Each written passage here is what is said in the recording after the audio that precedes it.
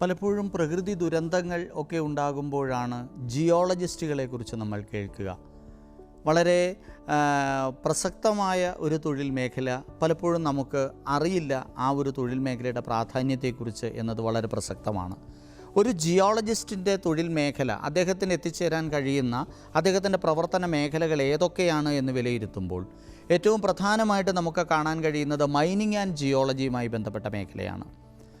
വിവിധങ്ങളായിട്ടുള്ള ധാതുക്കളെ നമ്മൾ ഖനനം ചെയ്തെടുക്കുകയും അതിനെ പ്രോസസ്സ് ചെയ്യുന്നതുമായി ബന്ധപ്പെട്ട മേഖലകളിൽ പ്രവർത്തിക്കുന്നത്, മൈനിങ് ആൻഡ് ജിയോളജി മേഖലയിൽ പ്രവർത്തിക്കുന്നത് ഈ മേഖലയിൽ നിന്നുള്ള ജിയോളജിയോ അല്ലെങ്കിൽ മൈനിങ് ജിയോളജിയിലോ ഒക്കെ ഉപരിപഠനം നടത്തിയിട്ടുള്ള ആൾക്കാരാണ്.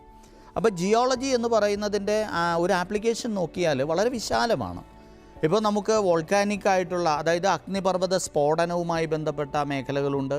അഗ്നിപർവ്വത സ്ഫോടനജന്യമായിട്ട് പുറത്തേക്ക് വരുന്ന ലാവ, മാഗ്മ തണുത്തുറഞ്ഞുണ്ടാകുന്ന പാറക്കൂട്ടങ്ങളിൽ ധാരാളം ധാതുക്കളുണ്ട്. അതേക്കുറിച്ചിട്ടുള്ള പഠന മേഖലയും അതിൻ്റെ പ്രയോജനപ്പെടുത്തലുമായിട്ട് ബന്ധപ്പെട്ട മേഖലകൾ ഈ ഒരു പഠന മേഖലയാണ്.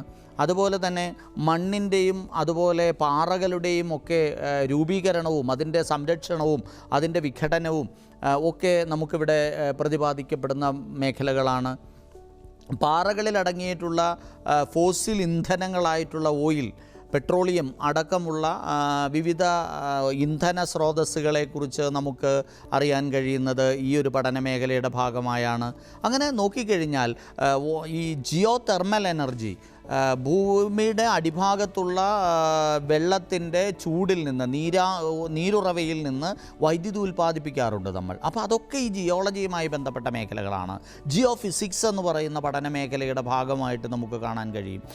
ഭൂമിയുടെ അടിയിലുള്ള ഗ്രൗണ്ട് വാട്ടർ ലെവൽ, അതിൻ്റെ പ്യൂരിറ്റി, അതിൻ്റെ പ്രിസർവേഷൻ, അതിൻ്റെ കൺസർവേഷൻ, ഇതെല്ലാം വരുന്നത് യഥാർത്ഥത്തിൽ ഈ ഒരു ജിയോളജി എന്ന് പറയുന്ന പഠന മേഖലയുടെ ഭാഗങ്ങളായാണ്. പാറക്കെട്ടുകൾ ഉണ്ടാകുന്നത് കരയിൽ മാത്രമല്ല, സമുദ്രത്തിനടിയിലുമുണ്ട് മണലും മറ്റു ധാതുക്കളുമൊക്കെ. അതേക്കുറിച്ചുള്ള ഓഷ്യനുമായിട്ട് ബന്ധപ്പെട്ട, കടലുമായിട്ട് ബന്ധപ്പെട്ട മേഖലകളിൽ ഉള്ള ഓഷ്യൻ ജിയോളജി ഒരു പഠന മേഖലയാണ്. അപ്പോൾ ഇത് ഇങ്ങനെ നിരവധി മേഖലകൾ നമുക്ക് ജിയോളജിയുടെ പാർട്ടായിട്ട് കാണാൻ സാധിക്കും. ജിയോളജിക്കൽ സർവേ ഓഫ് ഇന്ത്യയുടെ വിവിധങ്ങളായിട്ടുള്ള ജിയോളജിസ്റ്റ് അടക്കമുള്ള, കൺസർവേറ്റർ അടക്കമുള്ള തൊഴിൽ മേഖലകൾ, ജിയോളജിക്കൽ അസിസ്റ്റൻറ്റ് പോലുള്ള തൊഴിൽ മേഖലകളിലേക്കൊക്കെ കുട്ടികൾക്ക് കടന്നു ചെല്ലാൻ കഴിയുന്ന മേഖലയാണ്. വളരെ പ്രധാനപ്പെട്ട ഒരു മേഖല എന്ന് നമുക്ക് കാണാൻ കഴിയുന്നത് യൂണിയൻ പബ്ലിക് സർവീസ് കമ്മീഷൻ നടത്തുന്ന സിവിൽ സർവീസ് എക്സാമിനേഷൻ പോലെ ഓൾ ഇന്ത്യ പ്രാധാന്യമുള്ള, അഖിലേന്ത്യാ പ്രാധാന്യമുള്ള, വളരെ പ്രസക്തമായ, വളരെ മികവുറ്റ ഒരു അഖിലേന്ത്യാ പരീക്ഷ ഇവിടെ ജിയോളജി പാസ്സായിട്ടുള്ള, ഹൈഡ്രോളജി പാസ്സായിട്ടുള്ള കുട്ടികൾക്ക് ചെന്നെത്താൻ കഴിയുന്ന ഒരു മേഖലയാണ് എന്ന് നമുക്ക് കാണാൻ കഴിയും. അതായത് ഈ നമ്മുടെ ഇന്ത്യ രാജ്യത്തുള്ള ജിയോളജിക്കൽ കൺസർവേഷൻ അല്ലെങ്കിൽ നമ്മുടെ പെട്രോളിയം ഖനനവും അതുപോലെ തന്നെ ഇപ്പം ജിയോ കെമിസ്ട്രി എന്ന് പറയുന്ന മേഖലയൊക്കെ നമുക്ക് കാണാൻ കഴിയും. ഇതിൻ്റെയൊക്കെ ഉപയോഗപ്പെടുത്തൽ, ഈ പഠന മേഖലകളുടെയൊക്കെ ഉപയോഗപ്പെടുത്തിക്കൊണ്ട് നമ്മുടെ ഇന്ത്യൻ ഇക്കോണമിയുടെ വളർച്ച, ലോകത്തിലുള്ള ഇക്കോണമികളുടെ വളർച്ച, ഇത് ലക്ഷ്യമിട്ടുകൊണ്ടാണ് ഈ പഠന മേഖലകൾ പ്രധാനമായിട്ടും ആവിഷ്കരിക്കപ്പെട്ടിട്ടുള്ളത്. അതിൽ നമുക്ക് ഓൾ ഇന്ത്യ തലത്തിൽ നടക്കുന്ന ഒരു മത്സര പരീക്ഷയുണ്ട്. ആ മത്സര പരീക്ഷയിൽ പങ്കെടുക്കാനുള്ള ഒരു യോഗ്യത എന്ന് പറയുന്നത് ജിയോളജിയിൽ മാസ്റ്റർ ബിരുദം എടുത്തിട്ടുള്ള ആൾക്കാർക്കാണ്. Geology, hydrology, geo physics, chemistry, ഇതിലൊക്കെ ബിരുദാനന്തര ബിരുദം, MSCയോ MTechോ ഒക്കെ എടുത്തിട്ടുള്ള ആൾക്കാർക്കാണ് ഓൾ ഇന്ത്യ ലെവലിൽ നടത്തുന്ന combined geo scientist geologist examination എന്ന് പറയുന്ന പരീക്ഷ അപ്ലൈ ചെയ്ത് എഴുതാൻ കഴിയുക. ഒരു അഖിലേന്ത്യാ പരീക്ഷയാണ്. അപ്പോൾ ഈ ഒരു കാറ്റഗറിയിൽപ്പെട്ട ആൾക്കാരുടെ മുമ്പിലുള്ള ഏറ്റവും വലിയ അഖിലേന്ത്യാ തലത്തിൽ നടക്കുന്നൊരു പരീക്ഷ കൂടിയാണിത്. സിവിൽ സർവീസ് കൂടാതെ അവർക്ക് മാത്രം പോകാൻ കഴിയുന്നൊരു പരീക്ഷ. അതുപോലെ ആ പരീക്ഷ ക്രാക്ക് ചെയ്ത് കഴിഞ്ഞാൽ ഇവർക്ക് ജിയോളജി മേഖലയിൽ അഖിലേന്ത്യാ സർവീസിൽ പ്രവേശിക്കാൻ കഴിയുന്നു എന്നുള്ള വലിയൊരു പ്രയോജനം നമുക്ക് കാണാൻ കഴിയും. അതുകൂടാതെ കേരളത്തിലും ഇന്ത്യയിലുമുള്ള വിവിധ ഡിപ്പാർട്ട്മെൻറ്റുകളിൽ, പ്രത്യേകിച്ച് മൈനിങ് ആൻഡ് ജിയോളജി ഡിപ്പാർട്ട്മെൻറ്റിലും ഒക്കെ അളവ് തൂക്ക വിഭാഗത്തിലുമൊക്കെ ജോലിയിൽ ജിയോളജിയിൽ പ്രവേശിക്കുന്നതിന് സാധിക്കും എന്നുള്ളത് മറ്റൊരു ഘടകമാണ്. ഈ ലോകത്ത് ഉടനീളം മൈൻ ചെയ്യുന്ന സമയത്ത് അല്ലെങ്കിൽ സ്ട്രക്ചറലായിട്ടൊരു കെട്ടിടം പണിയുന്നു. ഒരു കെട്ടിടം പണിയുമ്പോഴത്തേക്കും അതിന് ഏത് രീതിയിലുള്ള കൺസ്ട്രക്ഷൻ പാറ്റേൺ ആണ് വേണ്ടത് എന്ന് തീരുമാനിക്കപ്പെടുന്നത് പലപ്പോഴും ജിയോളജിസ്റ്റിൻ്റെ തീരുമാനമാണ്. അവിടെ ആവശ്യമുള്ള പ്രിക്കോഷൻസ് എടുക്കേണ്ടതും അവിടെ കെട്ടിട നിർമ്മാണത്തിന് അനുവാദം കൊടുക്കാമോ കൊടുക്കാൻ പാടില്ലയോ എന്ന് തീരുമാനിക്കാനും ഒക്കെയുള്ള അധികാരം വരുന്നത് യഥാർത്ഥത്തിൽ ജിയോളജിസ്റ്റുമാർക്കാണ്. പെട്രോളിയം ഖനനവുമായി ബന്ധപ്പെട്ട് അവിടെയുള്ള സാധ്യതകൾ വിലയിരുത്തപ്പെടുന്നത് ഇവരാണ്. അപ്പോൾ ഇവിടെ ഇനി വേസ്റ്റ് മാനേജ്മെൻറ്റിൽ വലിയൊരു ചുമതല ഇവർക്ക് നിർവഹിക്കാനുണ്ട് എന്ന് നമുക്ക് കാണാൻ കഴിയും. ഇപ്പോൾ ആറ്റോമിക് റിയാക്ഷനുള്ള പലതരത്തിലുള്ള പ്രോഡക്റ്റുകളുണ്ട്. അവയുടെ ഒരു ഈ സംസ്കരണം എന്ന് പറയുന്നത് പ്രധാനമായിട്ടും ഇവരുടെ ജോലിയാണ്.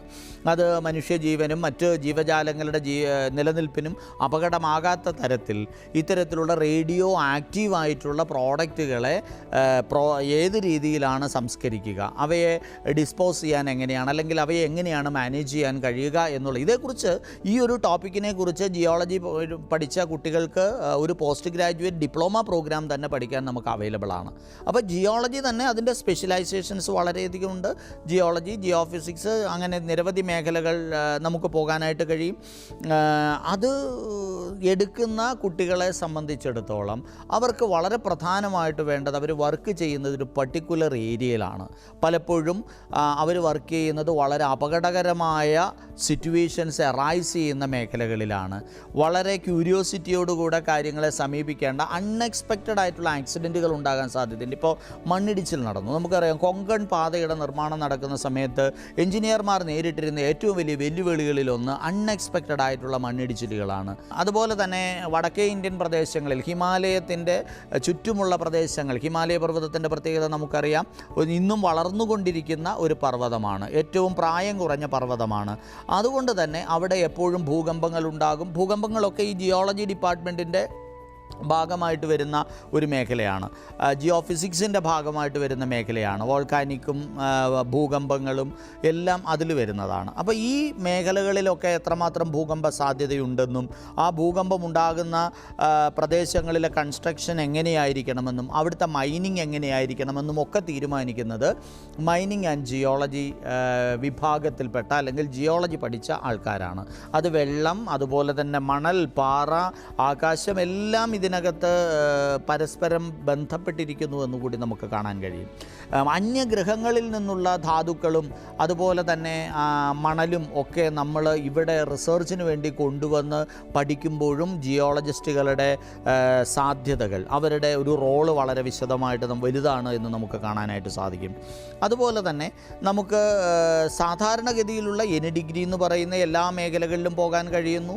അതുപോലെ വളരെ പ്രധാനപ്പെട്ട ഒരു മേഖല ഈ ക്യൂറേറ്റർ എന്ന് പറയുന്ന മേഖലയുണ്ട്. മ്യൂസിയത്തിലൊക്കെ ഇത്തരത്തിലുള്ള ജിയോളജിക്കലായിട്ടുള്ള, ഇപ്പം മണ്ണ് മ്യൂസിയം നമുക്ക് തിരുവനന്തപുരത്ത് പാറോട്ടുകോണത്ത് പ്രവർത്തിക്കുന്ന സോയിൽ മ്യൂസിയമുണ്ട്. ഇന്ത്യയിൽ തന്നെ ഇത്തരത്തിൽ ആദ്യത്തെ ഒരു മ്യൂസിയമാണ്.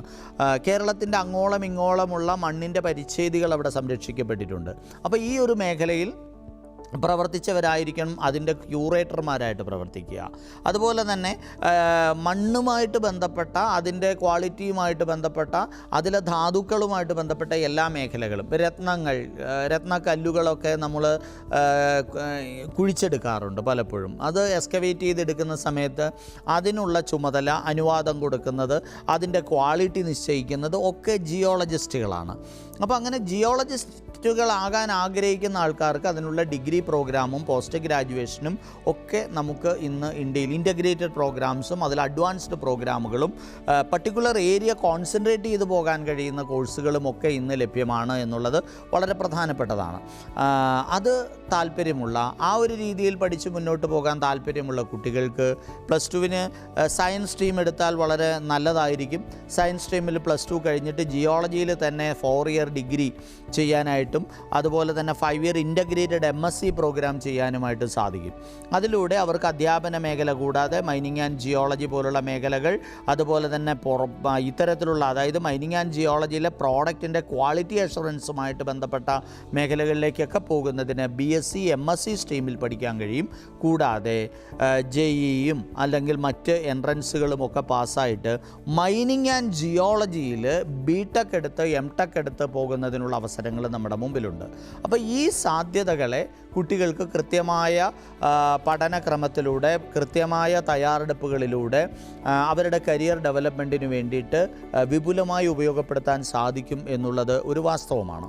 അപ്പോൾ നമ്മൾ ലോക്കലായിട്ട്, അതായത് നമുക്ക് കേരള പബ്ലിക് സർവീസ് കമ്മീഷൻ വഴിയും അതുപോലെ തന്നെ ജിയോളജിക്കൽ അസിസ്റ്റൻ്റ് എന്ന് പറയുന്ന പോസ്റ്റുകൾ പോലെയുള്ള പോസ്റ്റുകളിലേക്ക്, ഒരു നോൺ ഗസറ്റഡ് പോസ്റ്റുകളിലേക്ക് സ്റ്റാഫ് സെലക്ഷൻ കമ്മീഷനിലൂടെയും, അതും കൂടാതെ നമുക്ക് യൂണിയൻ പബ്ലിക് സർവീസ് കമ്മീഷൻ നടത്തുന്ന combine geo scientist geologist examination പോലെയുള്ള അഖിലേന്ത്യാ മത്സര പരീക്ഷകളിലൂടെയും അധ്യാപന മേഖലകളിലേക്കും ഒക്കെ കടന്നു ചെല്ലാൻ കഴിയുന്ന സാധ്യതകളുടെ ഒരു വെറൈറ്റി, അതായത് വളരെ ഒരു നാച്ചുറലിസ്റ്റിക് ഇൻ്റലിജൻസ് വളരെ അധികമുള്ള ആൾക്കാർക്ക് നല്ലതുപോലെ തിളങ്ങാൻ കഴിയുന്ന മാത്തമെറ്റിക്കൽ ഇൻ്റലിജൻസ്, അതുപോലെ തന്നെ പ്രായോഗിക യുക്തിചിന്ത, ഇതെല്ലാം നല്ലതുപോലുള്ള കുട്ടികൾക്ക് നല്ലതുപോലെ തിളങ്ങാൻ കഴിയുന്ന, ഒരുപക്ഷെ രാജ്യത്തിൻ്റെ ഇപ്പോൾ കൽക്കരി ഖനികളിലൂടെ കൽക്കരി നമ്മൾ കണ്ടെത്തുന്നു, പെട്രോളിയം പ്രോഡക്റ്റുകൾ കണ്ടെത്തുന്നു, ഗോൾഡ് കണ്ടെത്തുന്നു, അതിനെ നമ്മൾ ഖനനം ചെയ്തെടുക്കുന്നു, മൈൻ ചെയ്തെടുക്കുന്നു, യുറേനിയം പ്രോഡക്റ്റുകൾ കണ്ടെത്തി മൈൻ ചെയ്തെടുക്കുന്നു. അപ്പോൾ ഇവിടെയൊക്കെ റേഡിയോ ആക്റ്റീവായിട്ടുള്ള പ്രോഡക്റ്റുകളാണ്, കരിമണൽ ഖനനം.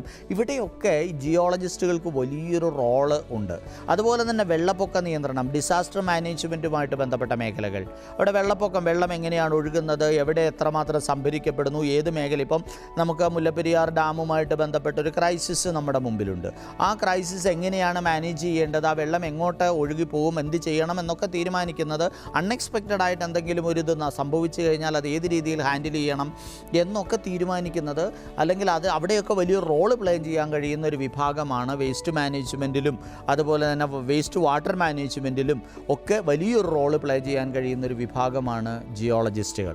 അപ്പോൾ ജിയോളജി എന്ന സബ്ജക്റ്റിനോട് നല്ല താല്പര്യമുള്ള ആൾക്കാർക്ക് നമുക്ക് കേരളത്തിലും കേരളത്തിന് പുറത്തുമുള്ള മികച്ച സർവകലാശാലകളിൽ പഠനം നടത്താനും വിദേശ സർവകലാശാലകളിൽ പഠനം നടത്താനും ഒക്കെയുള്ള സാധ്യതകളുണ്ട്. ആ സാധ്യതകളെ ഭംഗിയായി ഉപയോഗപ്പെടുത്തിക്കൊണ്ട് ആ കരിയർ മേഖലയിലേക്ക് നമുക്ക് തീർച്ചയായിട്ടും കടന്നു ചെല്ലാം.